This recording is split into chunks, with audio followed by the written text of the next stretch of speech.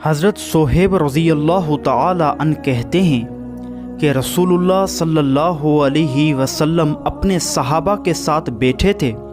اچانک مسکرا دیے۔ آپ صلی اللہ علیہ وسلم نے فرمایا، کیا تم پوچھو گے نہیں کہ میں کیوں مسکرایا؟ صحابہ رضی اللہ تعالی عنہم نے کہا، اے اللہ کے رسول صلی اللہ علیہ وسلم، آپ کس وجہ سے مسکرائے؟ آپ صلی اللہ علیہ وسلم نے فرمایا، میں مومن کے معاملے سے خوش ہوا، اس کا سارا معاملہ بھلائی ہے، اس کی پسندیدہ چیز اسے مل جائے تو اللہ کا شکر کرتا ہے اور یہ اس کے لیے بہتر ہے، اگر ناپسندیدہ چیز سے اس کا سامنا ہو جائے تو صبر کرتا ہے اور یہ اس کے لیے بہتر ہے۔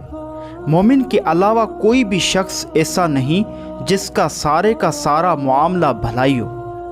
حضرت ابو ہریرہ رضی اللہ تعالی عنہ کہتے ہیں کہ رسول اللہ صلی اللہ علیہ وسلم نے فرمایا، اللہ کے ہاں آدمی کا ایک مرتبہ ہوتا ہے، وہ آدمی اس مرتبے تک کسی عمل سے نہیں پہنچتا تو اللہ تعالیٰ اسے ایسی آزمائشیں دیتا ہے جو اسے ناپسند ہوتی ہیں، حتیٰ کہ اللہ تعالیٰ اسے اس مرتبے تک پہنچا دیتا ہے۔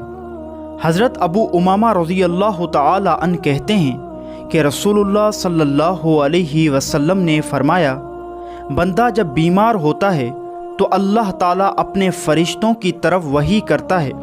اے میرے فرشتوں، میں نے اپنے بندے کو اپنی ایک قید میں جکڑ دیا ہے، اگر میں اسے قبض کر لوں یعنی موت دے دوں تو میں اسے معاف کر دوں گا، اور اگر اسے صحت دے دوں تو یہ اٹھ کر بیٹھ جائے گا اور اس کا کوئی گناہ باقی نہیں رہے گا۔ حضرت ابو ہریرہ رضی اللہ تعالی عنہ کہتے ہیں کہ رسول اللہ صلی اللہ علیہ وسلم نے فرمایا،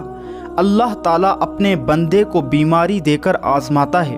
حتیٰ کہ اس کے ذریعے اس کے ہر گناہ مٹا دیتا ہے۔